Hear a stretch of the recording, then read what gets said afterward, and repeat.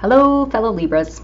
Okay, Jupiter. So we got Jupiter in Sagittarius. We would think, Sagittarius, that sextiles us. Yay. Jupiter, our planet of abundance, right? So if you've been watching any of the videos, you know that what I'm doing with this technique is I'm putting the sign that we're focusing on in the first house. And in that case, for us, that puts Scorpio in the second house and then Sagittarius in the third. And that is where Jupiter's at. So having Jupiter in our third house, see, Libra by nature, in our natural chart, all of the houses are in the opposite sign. Yay, we get to learn about, sort of forever get to be learning about the self versus the other, and figuring out, is it me or am I reacting to this because I'm worried about how you're going to react to this, and yada yada. Well, having Jupiter in the third, you may have noticed an abundance of information, messages, emails, books. You may have things you want to learn or classes you want to take. There might just be too much of a good thing. You may be like me, where you've had issues with transportation, with cars. You maybe have had issues with needing to figure out a new computer, and so then you have to get new software, and then you get new software and you have to read the instructions. You have to learn this whole brand new software. That's happened to me. I've had issues on several devices, new phone, new passwords, new accounts, new, like, just all of this plethora of information that's just all over the place. Clients all over the place that I'm having to organize and I'm having to get all caught up with, just busy. At the end of the day, I'm having to go, okay, let's essentialize what is most important. What are the priorities here? I don't have time tonight to sit and read this awesome book about, I don't know. Well, I was reading about Greek philosophy. I can't read Timaeus tonight, for example, right? Like, I need to focus on getting to sleep so that I can get up in the morning and work and, that sort of thing. We're trying to organize our worlds, but there's a deeper story here. So we kind of back up out of this. Let's zoom out for a second. Let's scoot my chair down so I can lean back too. So I don't know. I don't want to like flash you guys. Sometimes you put on a top and you're like, oh, I'll be on camera and it'll be cut off. But then I'm like, oh, that top's really low cut. So sorry. So we have been experiencing, as a cardinal sign, we've had Uranus opposite, it's an Aries, right? So Uranus has been opposite our sun, meaning that our lives have been affected either in our relationships by someone else who is individuating and who decides to do something out of the ordinary and maybe breaks up with us or divorces us or leaves us or causes chaos, maybe a business partner. Just, it can be other people where we feel like they're the ones that are causing the crazy, okay? Or like if you're like me, I have a Libra Sun, Aries Moon, and I was the one who asked for the divorce, but I also feel like at the time I was not seeing my partner, my husband, clearly. I was having to put some crazy on him, kind of have to blame some stuff on him. That way I felt justified, that sort of thing. Happens during divorces. It's not the truth. You realize that, time, distance gives you. Rear view is 50-50 or 20-20 and 50-50, I guess. Okay, so Uranus was bringing kind of crazy in our worlds, right? And we may have felt like it's not my crazy, it's their crazy. Like, I'm just trying to separate myself from that crazy. I mean, really, we chose the people in our world. Unless you're a child. If you're a kid and this was happening to you, then it's not your fault, right? That's just your parents or what have you. But with that came this process of needing to reflect on where are we responsible for this situation. It takes two to tango. Pluto at the same time in Capricorn has been slowly moving through our fourth houses, so the foundation of the chart. If you are someone born in the 70s and you are also like a Pluto and Libra generation, like me, then you've got Pluto in your first house in the natural, Libra has it in the first. So Pluto made it all the way over to the fourth, meaning you may have grown up with certain beliefs about marriage and families and then experienced your parents getting divorced and experienced now you're an adult, now you get married and then you get divorced and, just sort of having to figure out those roles. Or maybe you're not heterosexual, maybe you're homosexual and you're like during the whole, gay rights movement and you're experiencing all of that. Lots of different ways it can play out. The point is, Pluto in the fourth is a time where we are getting clear about our emotional, instinctive reactions to things. Where's Pluto in your birth chart? Where is it accidentally? So I have it in my second, let's say. And issues and themes for me, I'm supposed to learn about being self-sufficient and self-reliant. My North Node's there as well. I'm supposed to be able to financially fend for myself. And not necessarily, I've had past lives where I've been married to someone maybe who was wealthy, or where I had to manage someone else's resources because of some event that happened that was out of my control. And in this life, it's like I get to be the one, Pluto conjunct my North Node, like I get to be the one who creates my world. And there's good and bad with that. Pluto in the second house is tricky. Okay, so look where your Pluto falls, because remember, it's extremes. It's like I was when we were married, we had a lot of money. I was really wealthy, then got divorced and had like nothing. Experienced like feeling almost, and also feeling really weak, like I was a victim almost of circumstances when I wasn't, but just feeling paralyzed and unable to take action. And that was Pluto moving through my fourth. It was like emotional, unconscious reactions to things that tie into beliefs that I have. That I have a belief, for example, that if a woman is all self-sufficient, and this is something I recently came to really understand. This is an unconscious belief that from my childhood. But like a woman who could take care of herself and who was emotionally and financially independent, it was like she didn't even need a man anymore, and so therefore she would be alone. And there's a part of me, maybe even an older part of me, that believes that as well. That like I think I've been a widow before, so I think I believe like I'm just gonna be by myself no matter what. I have this kind of weird belief thing. It's like anyway. So that's something I'm working on. That's Pluto in the fourth. So look at how it's affecting you. Now, because of that, in relationships in particular, it's going to be the area where we're working through that Plutonian material. And so along comes Neptune. Neptune's been, hanging out for a while in Pisces. It's in our sixth house and is preparing by, 2025 or something? Am I right? I don't know. I could be off. But anyway, it's going to move into our seventh. Doesn't matter right now. Down the road. We'll get to that when we get to that. It's going to move into our seventh, and that's going to be a time when our relationships with other people experience some kind of dismantlement.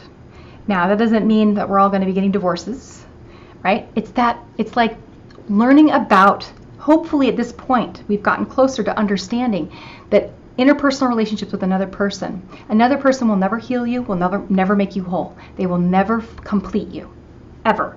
They will make your life more complicated, 1000%, always. Okay, that's the nature of the game. That's what it's supposed to be.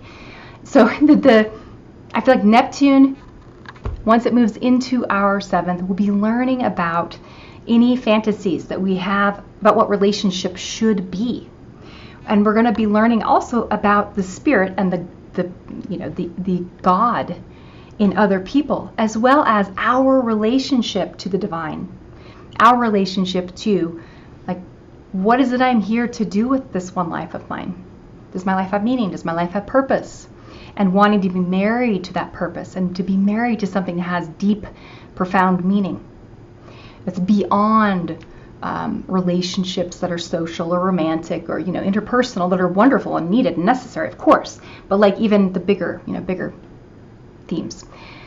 So I think Libras, as natural peacemakers and harmonizers, our job and our role in the future as we shift and change as a people, especially in the United States, will be to help counsel people through difficult relationship experiences, to help be the person who can see both sides, because that's really, as a Libra, like I love all of the zodiac signs. There's not a zodiac sign that I go, oh yeah, I don't really like that sign, because I can see in all of them, also because we have all of them inside of us. But if you've done your work and you're like, oh yeah, I am that, whoa, totally, and I see why I am that way. That's what Libra's gift is. If a Libra is, matured, and they've lived long enough and individuated, and it's always a process. I'm not saying I'm far from like being, I got everything figured out, that's for sure.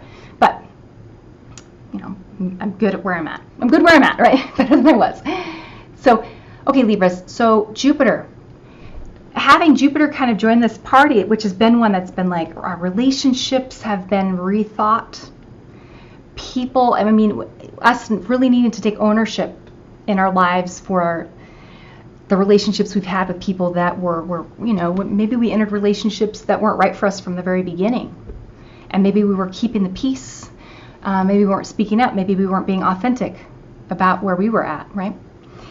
In your work relationships too, it's the same thing. So like in your work relationships, if you've had that desire to please people, because it's really common for Libras, we genuinely like want to and genuinely think we can deliver, but we can't always. And so then people are let down, and then there's conflict, and then it's really hard for Libras a lot of times to have to like deal with that. It's very stressful. So just all of that stuff, helping us to get deeper and deeper into understanding of what it's like to be on all sides of the human experience, okay?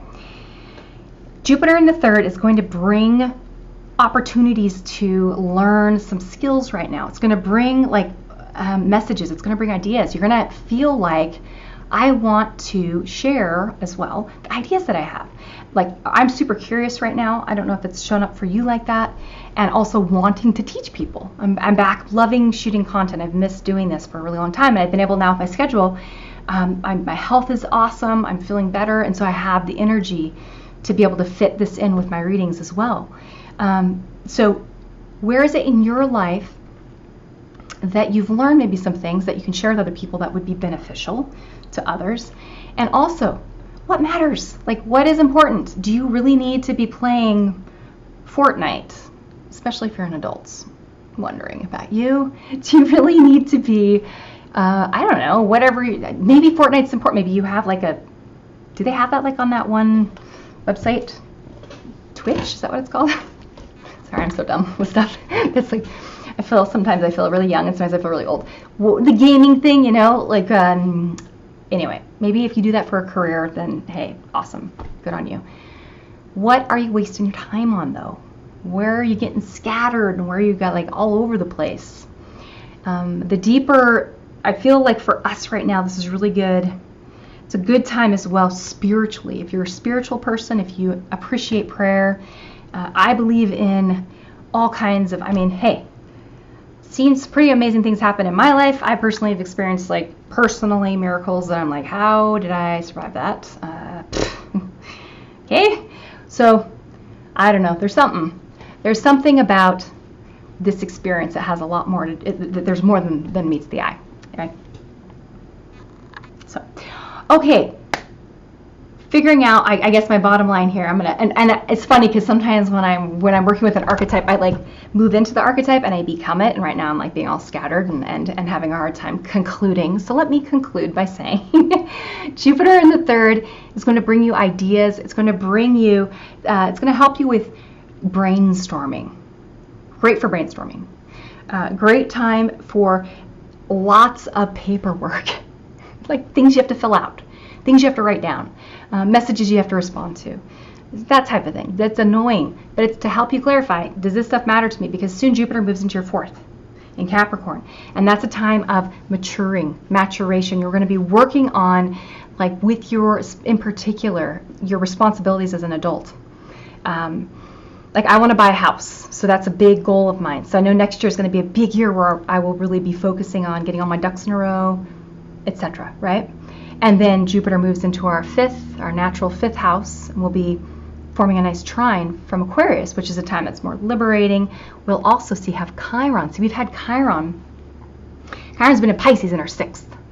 Okay, so this is really important. Chiron moves into Aries, gone back and forth into Aries a little bit, this last year. Moves into Aries and will be in our seventh house. So in relationships, we're going to be dealing with now other people, where they themselves are experiencing their inadequacies. Maybe they're recognizing things that they need to heal and work on in themselves, right? So like we may have more opportunities to show up for people as a sounding board. Having Chiron in our sixth, if you feel like work for the last few years has been kind of Groundhog Day or like apprenticeship, or you've just really been working, shoulder to the wheel, but you're tired, I feel like Chiron being in the seventh is a time where maybe we get some help. We get maybe an assistant, or please, I'm hoping that's what happens for me as I get an assistant. It's like I have to get organized enough to be able to have an assistant. But anyway, just getting help. We're polishing as well. Maybe if you have clients, your relationship with your clients, it's maybe that area is becoming more like clarified, and you're working on really helping heal people. So anyhow, okay, there's more, but I'm gonna hold off on that, and hope you guys have a great week. Okay, all right, Libras, enjoy Venus conjunct Saturn, kind of in the third. Just make sure you get some good conversations in this week. You know, like go to lunch with friends, do some creative work that you really enjoy, right? Bye guys.